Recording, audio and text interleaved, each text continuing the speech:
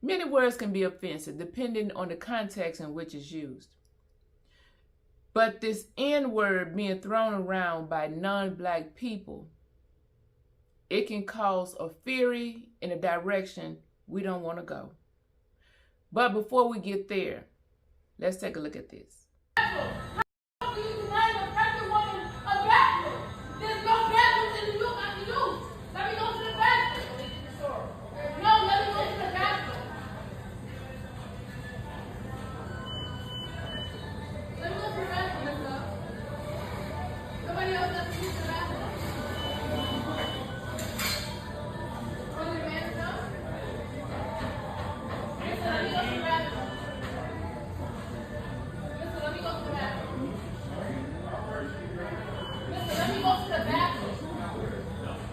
Are you serious? No service.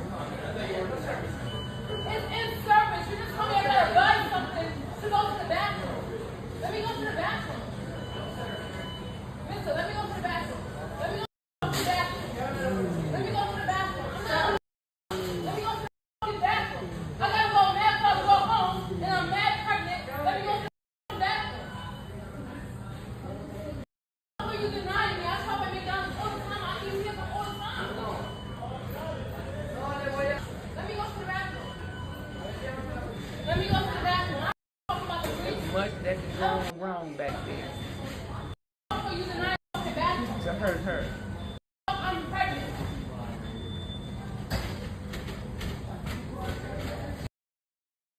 Go back to your country. Fucking Mexican. Come on, sissy, that wasn't right. Now, you know that wasn't right. That was not right at all to use derogatory racial slurs. You know, I hear many people in the black community say that black people can't be racist. You have to have economic power and the ability to impact change. Okay, that's a political statement. In Bible knowledge, that's not true. That's far from true.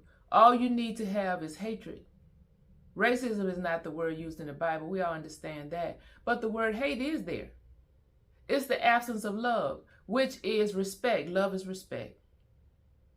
Not the love that we have emotional bonds to people that we care about and we're connected to, but the love for humanity is just respect another person. And so, yes, black people can have racism or hatred. It's just hatred. You can have the power to impact change too, right there in your own community. People influence people every day. This is how a lot of this behavior is carrying on that people are getting tired of, saying it's black fatigue, and we're tired of the black people. But I disagree with that term. We don't need that term. We don't need no type of fatigue term. Then we need to have white fatigue. We need to have women fatigue. We need to have men fatigue, children fatigue, all type of fatigue. Because people get outraged with another person. So talking about the black fatigue, it can become very dangerous. I'm going somewhere. Let's get to the next video. My son's food is cold. Give me a refund. Okay, absolutely. You got me messed up though. Shut up talking to me. Where are you? Okay? Ma'am, where are the receipts? First of all, you should be giving me everything up here for free. I understand. And then he sit up in the whole day up in the garbage can. When they should be up in your face now. Okay, they in the garbage. Where the Come on, Mom. Come on, Mom. I'm 32. Let me up right here. Straight up. Okay. That hurt my feelings to look at that and watch her behave that way, especially with the child standing there looking. He has the most innocent look on his face, little kid. Whether it's her child, well, she said it's my son. And son watching mama, you carrying on like that. Let me give you this. And it's in the book of Proverbs 29. And many of you might know where I'm going there in 29. Let's see. I'll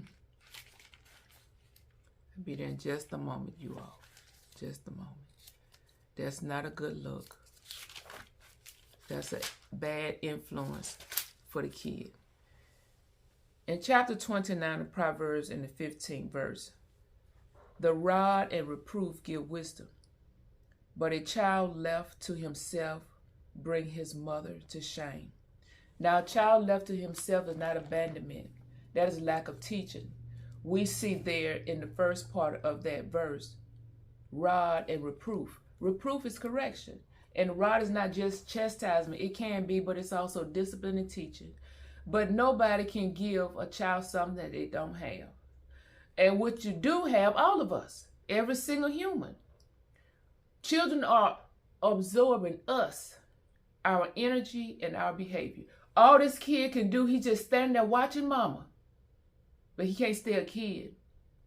This behavior is happening at home and everywhere. Her energy, come on mama, come on. Everybody have stress. We all get built up and you're going to unleash at some point, even if you're yelling at your kid at home, yelling at your spouse, whomever. But out in public, acting like this is the energy that's used at home. It's too much. It's too much. And when he grows up, because he can't stay a kid, this type is already absorbed in him, and an unleashing will happen out amongst his peers. He may get in a fight with somebody down the street somewhere, or hopefully he don't get in encounters with the police. And he justify his behavior because that's all he know. That's how mama behave. And then bring mama to shame, tears, and heartbreak. But this is what I want to get to when I said I'm going somewhere with this. You've called him the N-word multiple times. Yeah, it's nothing to do with his skin color, but the way he behaves. I need you to stay in your rack, and I'll deal with everything downstairs, and I'm going to have to find out what the hell we're doing. Okay, let me know when I get back to this. I will.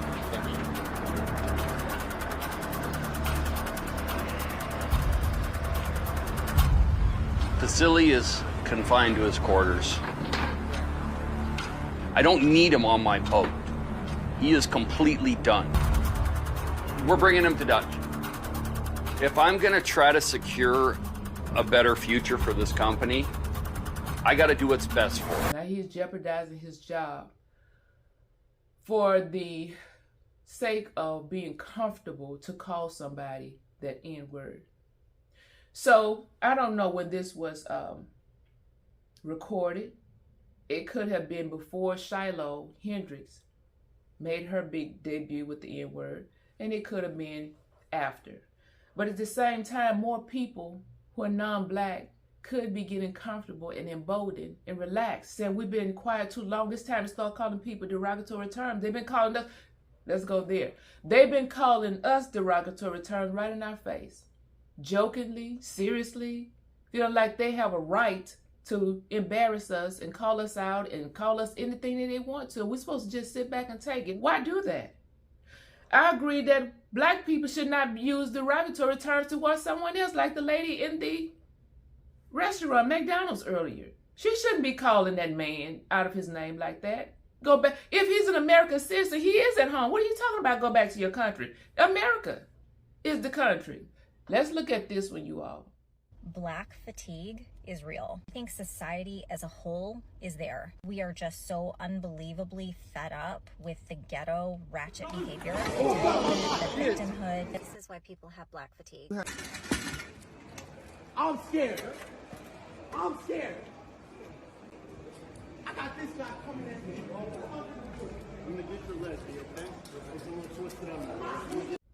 So this is just adults behaving badly, losing control, not knowing how to temper self.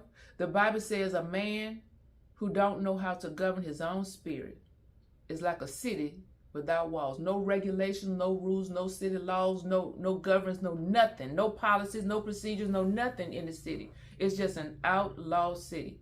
And that's the way the inner person can be. Mankind, not just the male and man. Woman and man, no governance on the inside. Then we're out of control and unleash on somebody else. Oh God, no, excuse, now you, oh my God, oh my God, do you see this? Oh my God, I never thought nothing like this would happen to me. She just tried to run and hit me, and now she, did you see her? You saw her, right? They all saw her. Oh my God. Karen had a breakdown. She tried to hit me. Ask your workers. She tried to hit me. She tried to hit me. Now I want security for you. Oh my God. Oh my God. You should have thought about that before you did what you did. Oh my God. This shit don't even feel real. This do not feel real. We got to give this a name. What we going to do with it? We're not going to fatigue it? So there's no need in picking on somebody and try to point a population of people out and say that they're the worst. They're uncolorful. They're the undesirables. Because now you're just saying black. There's black people all over America.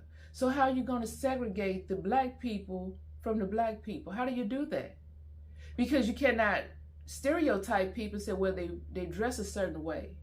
They wear their hair in a certain way. They speak a certain way. Their energy in a certain way, because that's not true. I saw another video that I didn't tag. There was a well-dressed man outside the Walmart. He was talking to now this was the well-dressed person, was a black guy. And he was talking to, looks like an employee at the Walmart. The guy was wearing a vest. He didn't have to be an employee there. Wearing like a safety vest.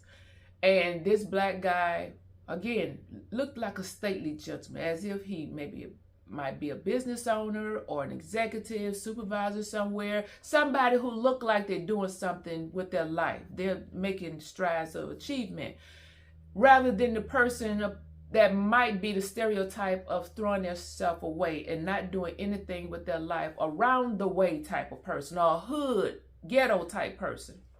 So what would you do with this man? He was out there irate, yelling. There's no look. He was black.